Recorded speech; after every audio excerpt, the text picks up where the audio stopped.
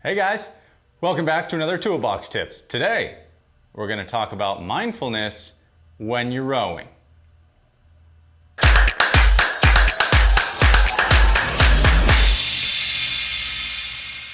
What's up guys, and welcome back to another Toolbox Tips. Just so happens to be a Tuesday. All that alliteration just makes me feel good, warm and yummy inside. Today we're talking about mindfulness when you are on this machine. Now, why does that matter? Why should you even pay attention to this? Well, mindfulness is simply going to be the tool that's going to give you a better workout, all just by paying more and more focused attention to what you are doing. That's why we're talking about it. So don't think that I'm getting too wabi-sabi on you here.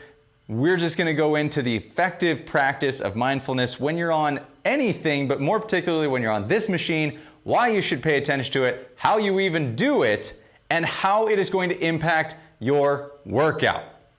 So for those of you joining us for the first time, this is Dark Horse Rowing, and we bring you everything that there is to know about this indoor machine and the sport of indoor rowing, as well as the fitness of it. So those of you that have a machine in your basement, or maybe you see one collecting dust in the corner at your gym, and you're just wondering, how do I use that? That's what we're here for. That's why you come to us. So today we are talking about mindfulness when you're on this machine. Now, what does that mean? What is mindfulness?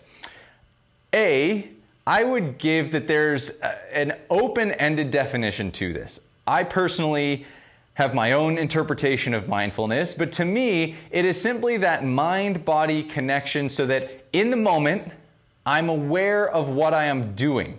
I'm not thinking about the thing that's an hour ahead of me or 20 minutes behind me. I'm present, meaning I'm so fully engaged that I'm giving it everything, meaning my mental and my physical capacity. So to me, that is mindfulness. It's being mindful of what you are doing. Your mind is full of this present thing. So when it comes to this machine, I want to talk a little bit about how I achieve mindfulness on the machine, and also how you can use some of these tips when you're on this machine, and particularly when you need to really squeeze the last little bit of juice out of that workout, what you can do to help yourself get there.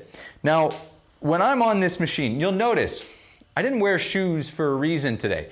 I've been playing around with shoeless training, just in general, whether it's on this machine or elsewhere. I've been really trying to spend more time barefoot, and it just so happens that this coincides well with the topic of mindfulness. Why, you might ask? Because I have proprioception everywhere. My feet, my skin is this giant organ that allows me to feel. And when I have shoes on, they are taking away feel from me. And my feet are 1/3 of my connection point to this machine. That's the roundabout piece. So why would it be helpful to take my shoes off? Well, because when I take my shoes off, I gain the full experience of awareness, texture, feel to what I'm doing. So you'll notice that when I take a seat, if I am rowing shoeless, I'm going to actually bring my foot stretchers up a little bit from what I'm used to with shoes, because the padding on those shoes is going to lift my feet higher. So when I take my shoes off, I need to lift my foot stretchers. For me, it was just one peg. I'm usually on a 4, and without shoes, I go up to a 3 on my setting. Now, the way that I like to achieve mindfulness when I'm on this machine is that I want to go through a little practice before I begin my workout of feeling and noting that feeling. So number 1, I'm going to press my feet and just move my feet around so that I can feel. What do I feel? Is it smooth? Is it rough? Under my heels, it's smooth. I get a little bit of wiggle. Under my feet, I feel the knobbiness of this guy right here. I feel my toes kind of gripping into the plastic. Is the plastic cold or warm? I feel the strap running. I'm just trying to bring in as many sensations as possible and just make note of it. So that is your goal. It's almost a practice, like how much can I feel and be aware of? Next, I'm gonna move on to my second point of contact, and that's my butt in the seat. So butt in the seat, I'm thinking, all right, do I feel my weight? Like, can I feel my whole body present and settled into the seat. So I'm sitting here, got it. Like I can feel that body connected to the seat. Finally, I'm going to pick up my handle, my third point of connection. I'm going to establish my grip, which, as we know, hands nice and wide, thumbs underneath the handle, and I'm closing the circuit between my thumb and my forefinger, not overlapping. If you're overlapping, you're probably grabbing too tight, which is going to mean that that handle sits in my fingers, not in the palm of my hand. If the handle touches the palm of your hand, there's a really good chance that you're gripping too tight, and your arms only make up 10% of the stroke. So don't spend all this effort gripping the handle, because it's not going to make up anything for you in your efficiency. Now, I establish my grip, and then I go through the same practice with my hands. Do I feel the tension on the chain, trying to pull the handle away from me lightly? Do I feel the smoothness or the roughness of the handle? Do I feel the seam on the plastic? Do I feel my fingers? Are my hands sweaty? Are they cold? Do I have feeling in my fingers? So I'm going through this practice and just feeling all of these different things. And what that is doing is taking my mind and saying, all right, mind, listen up. Get ready. We got something coming. You got to be engaged and ready for what we're about to do. And by realizing all those points of contact, it sets me up to get ready for the workout that I have coming. Now, why is that beneficial? Well, if I need to be in tune, for example, with a workout that requires that I hit a certain split, or that I'm at a specific stroke rate, or maybe I'm just learning the machine, I'm new to this, and I need to get comfortable on this machine. Well, if I am not fully engrossed in what I'm doing, if I'm not locked in with this monitor and my body and my brain connect here, what you'll find is that that's going to be a lot harder to achieve what your goal of that workout is, whether it's fitness or just kinesthetically based. And so those efforts, those end goals of what your day is about are only going to be improved when you fully engage with what you are doing. And now this goes way beyond this machine. This goes beyond indoor rowing or fitness or weightlifting. This goes into your everyday life, right? You can take this practice, and if you have a really great workout after you've become mindful of what you're doing, guess what? You can do it when you're eating breakfast. You can do it when you are present with your significant other. You can do it at work, sitting at your desk. Could you be more productive because you're tuned in to what you are doing?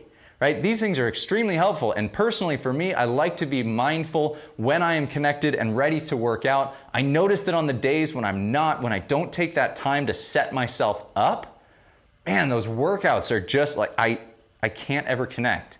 And I always walk away frustrated, wishing that I had found a better tune during that workout. And so for me, that mindfulness is very important. I like to spend a little bit of time every day just trying to be mindful. In meditation in the morning, things like that help me to achieve a better structure of day. And so taking that, we can take that like big kind of umbrella of what that is, piece out a little bit of it, bring it to your workout, bring it to your machine. Take the time to be mindful when you are on it. You will find that you get better workouts. You're going to be happier with what you do, and you will end up in the long run with a much faster path to your goal, as opposed to having all these sloppy workouts that may not get you to where you want to be. So that, guys, is mindfulness when you are on the indoor rower. As always, thank you for tuning in. This has been Mindfulness for Rowing. Now, if you loved this video, make sure that you hit subscribe if you haven't already. And if you really loved it, make sure that you punch that little bell right next to it so you get alerted every time we come out with a new video. And guys, as always, we will see you on the other side.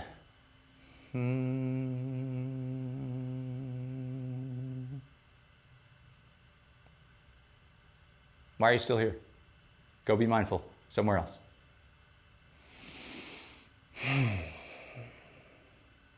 I don't actually do this with my hands. You're still here? All right. You want to be mindful a little bit? You should do it with me. I'm going to sit here. I just want you to take some deep breaths with me.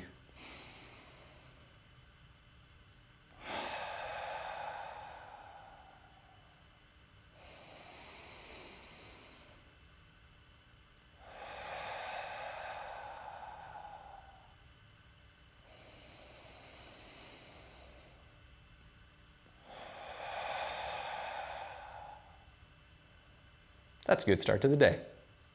See you on the other side.